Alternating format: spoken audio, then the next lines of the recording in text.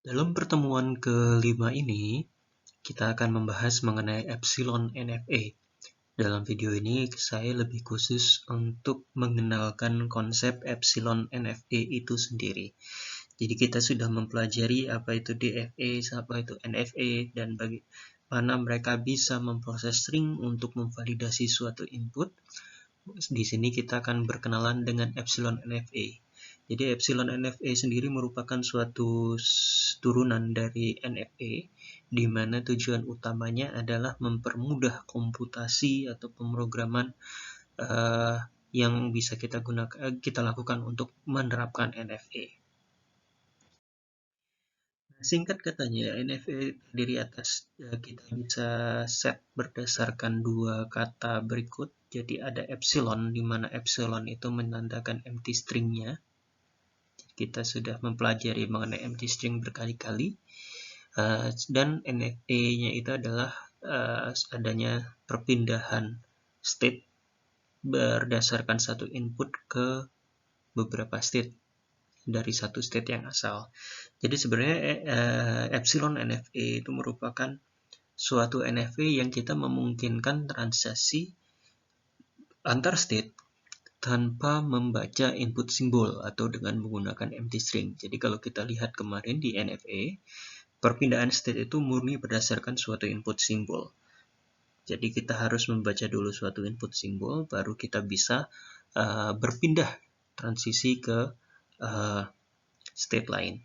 Nah, epsilon NFA sebenarnya menambahkan fungsionalitas NFA sehingga nanti NFA itu bisa berpindah dengan menggunakan empty string. Nah, ini sebenarnya nanti akan mempermudah kita untuk menerapkan probabilitas sebelumnya. Kita akan melihat penggunaan epsilon NFA dengan menggunakan contoh.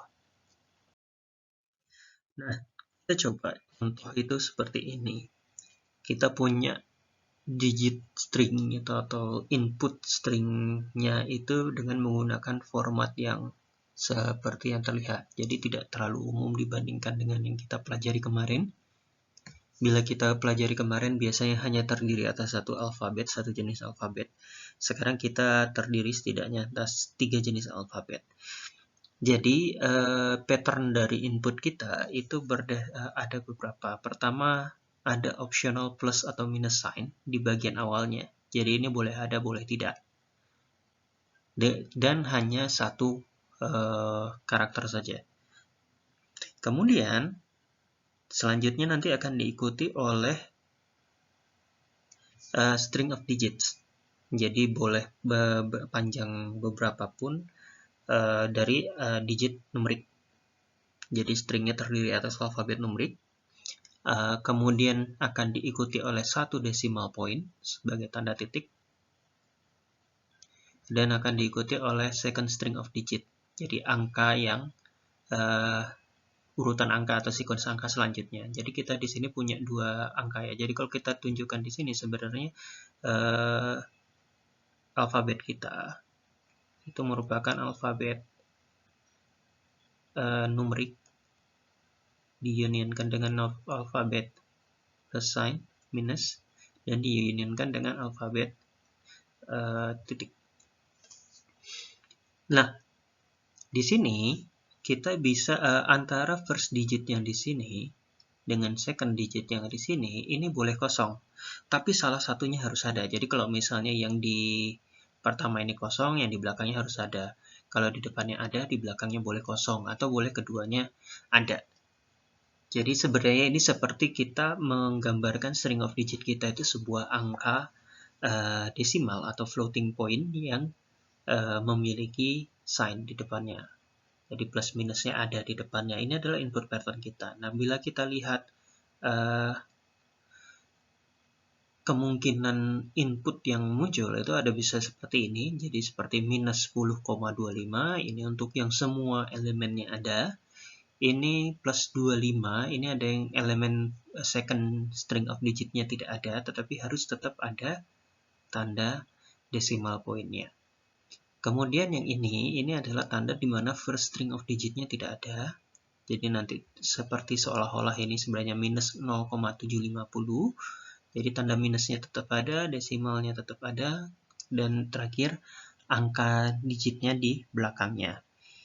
Nah, kemudian ini 3 contoh yang di bawah adalah yang tanpa tanda plus atau sign, jadi dia langsung floating string of digitnya. Ini yang semuanya lengkap. Kemudian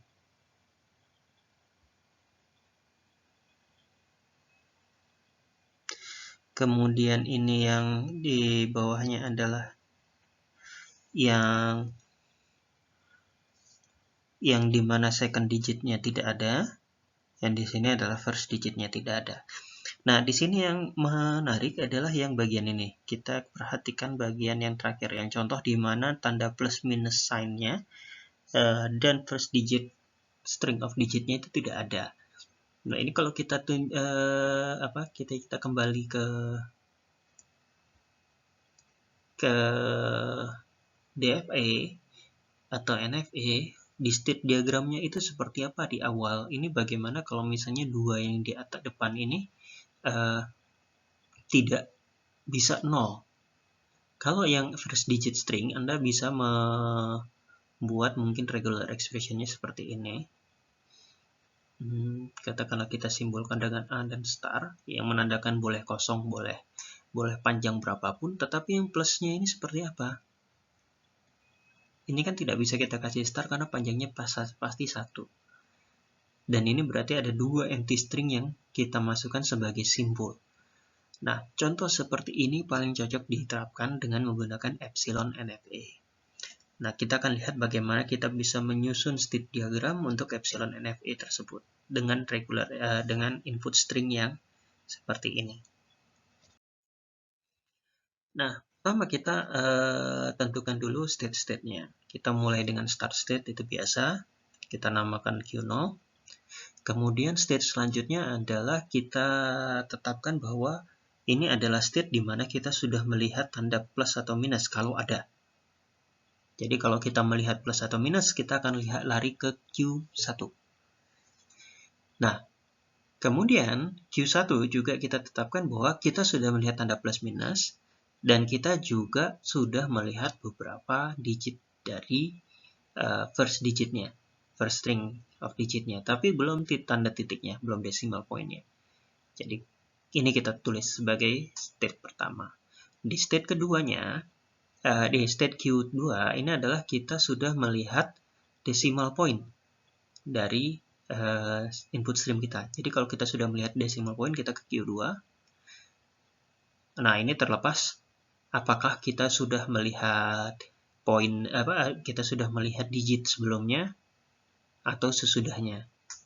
Atau sebelumnya. Jadi kita terlepas apakah kita sudah melihat digit sebelum tanda titik tersebut. Jadi Q1 adalah kita sudah melihat tanda plus atau minus dan kemungkinan beberapa angka.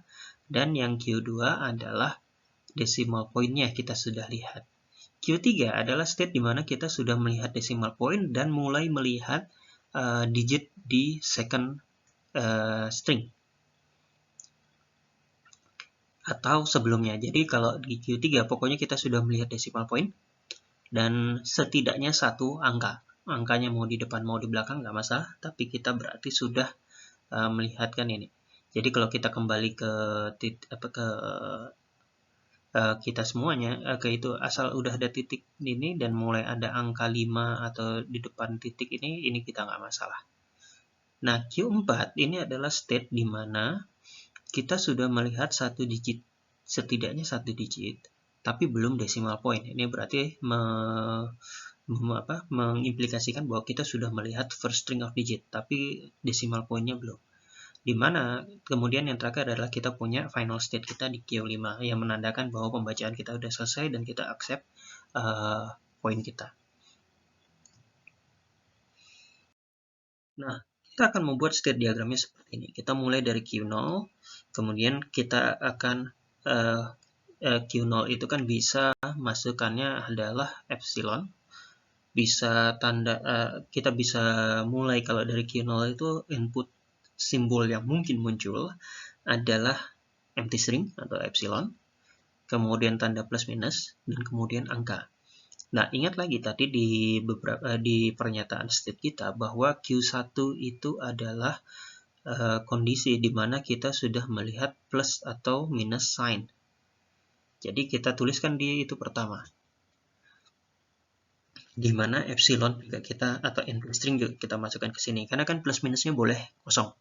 Jadi seolah-olah kalau kita sudah kosong plus minusnya, kita akan pindah ke Q1. Tapi Q1 juga adalah kondisi di mana kita sudah melihat beberapa digit dari first string of digit kita. Jadi selama dia membaca first string of digit dan belum nyampe ke tanda titik, kita akan masih di Q1. Maka kita tambahkan alur data kita seperti ini. Kembali lagi ke Q1 kalau input simbolnya yang kita baca adalah digit. Jadi antara 0 sampai 9. Nah, selanjutnya dari Q1 kita bisa lari ke Q4. Dimana kalau Q4 itu kita juga bisa pindah ke Q4, yaitu Q4 itu kita sudah membaca first string of digit tanpa kita membaca titik, jadi desimalnya belum ada. Nah, Q4 sebenarnya merupakan state di mana kita bisa membaca angka duluan tanpa ada plus minus simbol. Jadi dari Q1 bisa langsung ke Q4. Jadi kita lihat tadi di sini kita mulai menemukan NFE-nya, di mana digit ini bisa berubah ke beberapa state yang berbeda. Jadi antara dia akan lari ke Q1 atau lari ke Q4. Nah, kemudian kita punya titik selanjutnya, berarti di sini kita sudah menggambarkan semua state di mana kita sudah mungkin membaca point, ya, membaca semua first string of digit. Jadi kita tambahkan sekarang Q2, di mana kalau inputnya kita baca adalah titik, kita akan pindah ke Q2, di mana Q2 tadi adalah kita sudah melihat decimal point dan mungkin angka di depan. Nah, ini sebenarnya juga untuk selanjutnya berarti kita langsung lari ke Q3, karena Q4 dan Q2 pada dasarnya mungkin sama, yaitu kita sudah melihat angka. Tapi bedanya Q4 adalah kita sudah lihat angka tapi kita belum lihat titik. Q2 kita sudah lihat angka dan kita sudah lihat titik. Nah, kemudian keduanya ini bisa kembali ke Q3, yaitu state di mana kita sudah melihat decimal point dan kita setidaknya sudah melihat satu angka, baik sebelum atau sesudah. Jadi di sini kalau dari Q2 ini berarti angkanya sesudah decimal point, kalau Q4 itu sebelum decimal point. Jadi ini merupakan jalur yang berbeda. Kalau kita lihat Q0, Q1, Q4, Q3 itu adalah yang dimana kita sudah membaca misalnya 10 titik. Tapi kita belum membaca angka di belakangnya. Tetapi kalau jalur dari Q1, Q2, Q3 itu yang kita sudah bisa misalnya seperti ini, titik 5 plus titik 5. Ini bisa dilewatkan dari atas, atau yang misalnya plus 1,5 ini bisa lewat dari atas. Karena kalau sampai Q3 dari Q2 berarti dia sudah membaca second string of digitnya. Tetapi kalau dari Q4 kita baru membaca first string of digitnya. Dan itu tidak masalah. Nah, selanjutnya di Q3 ini berarti kita bisa melakukan rekursif pembacaan second string of digitnya. Jadi kita bisa kembali dan akhirnya nanti kalau sudah selesai kita ke Q5. Nah, di sini ini adalah gambar untuk state diagram untuk perpindahan yang tadi ya, yang plus angka, titik, angka. Nah, di sini sebenarnya Anda bisa lihat ada transisi yang bisa berubah dengan menggunakan epsilon. Ini adalah spontaneous transition tanpa adanya membaca simbol. Sebenarnya di bagi antara Q3 Q5 ini bisa disebut sebagai guessing. Jadi si otomata bisa menduga bahwa input string yang dia baca itu sudah selesai. Ini juga sama. ada epsilon di depannya yang menandakan bahwa dari Q0 ke Q1 ini bisa spontaneous. Dengan kata lain, dia bisa merasa, oh ini stringnya kosong, tidak akan ada plus minus, ya sudah, dia akan pindah langsung ke Q1. Nah, ini adalah gambaran dari state diagram. Sementara transition table-nya seperti apa, kita bisa gambarkan transition table-nya seperti ini. Di sini kita punya satu kolom yang menandakan transisi pada saat kita punya empty string. Seperti apa untuk setiap state. Nah, di sini kita bisa lihat dari Q0, kalau empty string bisa ke Q1, kalau plus minus bisa ke Q1, sementara yang lainnya adalah empty state, dan seterusnya. Nah, di sini kita bisa lihat ada perpindahan state dari Q1 itu bisa ke Q1 dan Q4, di mana ini adalah contoh atau ciri khas dari NFA itu sendiri. Nah, konsep selanjutnya yang harus kita ketahui mengenai epsilon NSA adalah epsilon closure, yang didefinisikan sebagai suatu path atau suatu jalur dari suatu state key yang bisa kita ikuti selama dia menggunakan empty string sebagai transition symbol yang kita tembuskan dengan close Q. Jadi ini Q-nya itu adalah state dasarnya. Jadi dari state ini bisa pindah kemana saja sih dengan menggunakan empty string atau epsilon. Itu yang harus kita cari. Nah, dengan mengikuti contoh sebelumnya, diagram yang sudah kita buat sebelumnya, di sini kita bisa lihat close untuk Q0 itu adalah Q0 dan Q1 karena state dasarnya akan masuk ke dalam close-nya. Jadi kalau Anda lihat sebenarnya induksi dasarnya adalah Q is always in close Q. Jadi Q-nya sendiri itu pasti masuk ke close.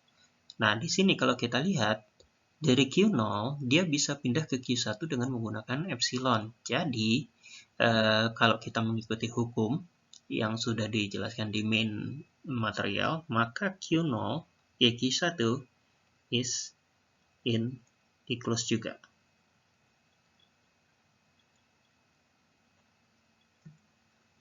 Jadi kita dapat close untuk Q0-nya adalah Q0 dan Q1. Kenapa cuma sampai Q0 dan Q1? Karena dari Q1 tidak ada lagi tanda epsilon yang bisa membuat transisinya berubah.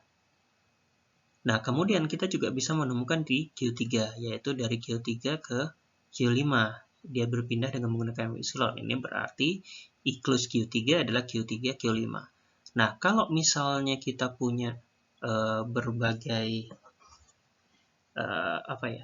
misalnya kita punya state diagramnya seperti ini, Q0, Q1, Q2, Q3, dan ini kita bisa berpindah dengan epsilon yang sementara di sini A, maka untuk close-nya Q0,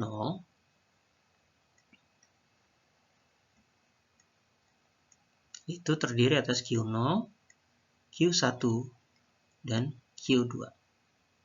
Kalau yang Q1-nya, close Q1 adalah Q1 dan Q2. Jadi seperti ini close-nya. Kalau kita bicara epsilon closure. Nah, penggunaan epsilon closure ini akan sangat berguna bagi kita pada saat kita akan mengubah epsilon NFA menjadi DFA. Jadi close ini akan kita gunakan sebagai state. Jadi state-state yang ingat ya, prinsip dasar bahwa kita mengubah dari NFA ke DFA adalah setiap state yang sifatnya outputnya adalah sebagai multiple state. Jadi kalau ada satu input simbol bisa pindah ke multiple state, maka multiple state itu kita akan anggap sebagai satu state baru. Nah, di sini closure itu atau epsilon closure itu digunakan sebagai petunjuk mana saja yang akan kita anggap sebagai state baru. Jadi contohnya di sini Q0, Q1 ini adalah suatu state baru yang misalnya kita sebut A, yang ini kita sebut B. Jadi ini akan sangat membantu kita untuk konversi menjadi DFA. Nah, itu adalah pengenalan terhadap materi epsilon closure. Terima kasih, kita akan bertemu di video selanjutnya.